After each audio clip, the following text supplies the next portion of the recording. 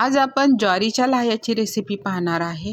अगदी टपोरे झटपट बनणारी ही पांढरी शुभ्र ज्वारीची लाह्या आपण घरोघरी नागपंचमीच्या दिवशी पारंपरिक पद्धतीने केली जाते। तर ही रेसिपी शेवटपर्यंत पहा। नमस्कार, रॉयल किचन मराठीमध्ये आपले सर्वांचे मनापासून स्वागत। ज्वारीच्या लाह्या बनवण्यासाठी 1 कप मी ज्वारी घेतलेली आहे। आता ही ज्वारी मी सोलापुरी ज्वारी घेतलेली आहे। तुम्ही कोणत्याही प्रकारची ज्वारी घेऊ शकता। गॅसवर पाणी तापायला निर्लेपचं भांडं ठेवलेले। आता ह्या पाण्याला बघा थोडेसे बुडबुडे आलेले। अशा पद्धतीतच आपण ती ज्वारी त्याच्यामध्ये टाकून घ्यायची। आता आपल्याला ही ज्वारी 1 मिनिट हलवून घ्यायचं आणि आपल्याला ही ज्वारी जास्त शिजवायची नाही। तर आपल्याला फक्त 1 ते 2 मिनिटच ही ज्वारी गरम पाण्यामध्ये ठेवून द्यायची। म्हणजे आपल्याला त्याचे थोडेसे आता बघा बुडबुडे आलेले आहेत आणि ज्वारी इथपर्यंतच आपल्याला शिजवून घ्यायची, जास्त शिजवायची नाही। आता त्याच्यानंतर बघा गॅस बंद करून ठेवायचा आणि त्याच्यावर 5 मिनिटं फक्त झाकून ठेवायचं। जास्त वेळसुद्धा त्याच्यावर झाकून ठेवायचं नाही गरम पाण्यामध्ये। आता 5 मिनिटं झालेली आहेत। आता ज्वारी बघा सर्व हलवून घेतल्यानंतर वर बघा ज्वारीच्या काही ज्वारीमध्ये काही घाण असेल किंवा थोडीशी फुसकी वगैरे ज्वारी असते तीच ते सगळी वर तरंगली जाते।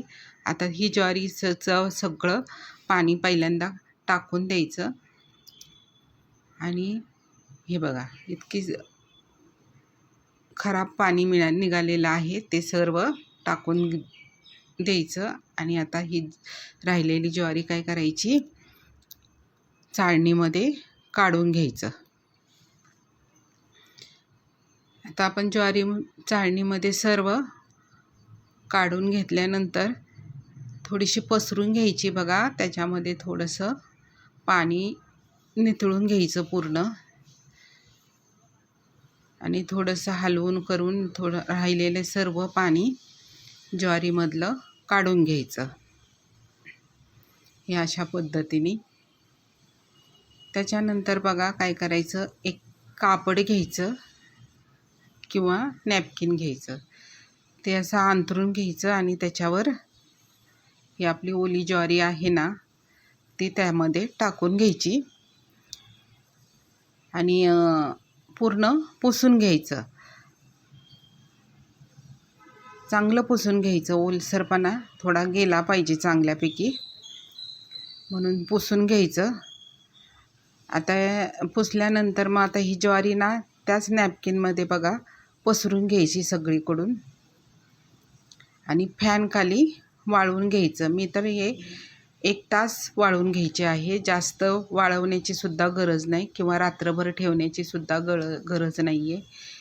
हे बघा 1 तास झालेले आहेत। मस्त फॅन खाली ज्वारी अगदी सुकलेली आहे। आता बघा तोडून बघा इथपर्यंतच ज्वारी आपल्याला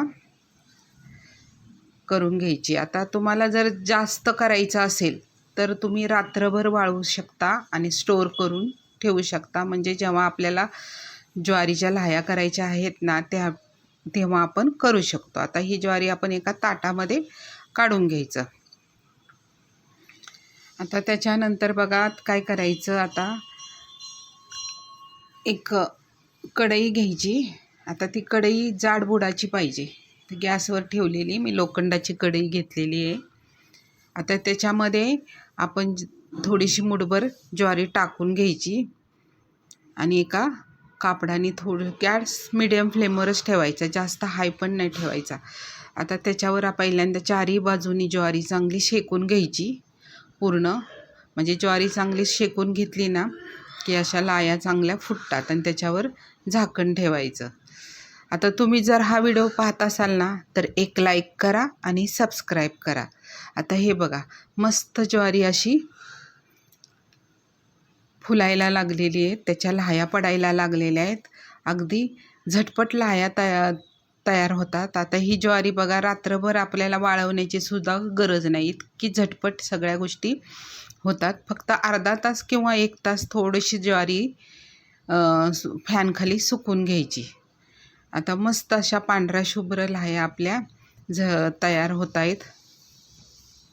आणि उलताण्याने थोडंसं हलवून घ्यायचं. हे बघा बघा किती मस्त अशी आपली लाही तयार झालेली.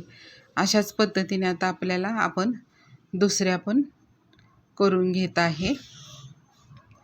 थोडंसं कापडाने थोडंसं असं सगळीकडून फिरवलं ना तर ते लाह्या पूर्ण अशा भाजल्या जातात. अशाच पद्धतीने आता सर्व लाह्या आपण तयार करून घ्यायच्या आहेत. तुम्ही जर हा व्हिडिओ आवडला असेल तर एक कमेंट करा. हे बघा अशा टपोऱ्या अशा मस्त आपल्या लाह्या झालेल्या आहेत. आपल्या नागपंचमीला झटपट लाह्या झालेल्या आहेत आणि खायला पण हलक्या फुलक्या एरवी पण आपण खाऊ शकतो. धन्यवाद.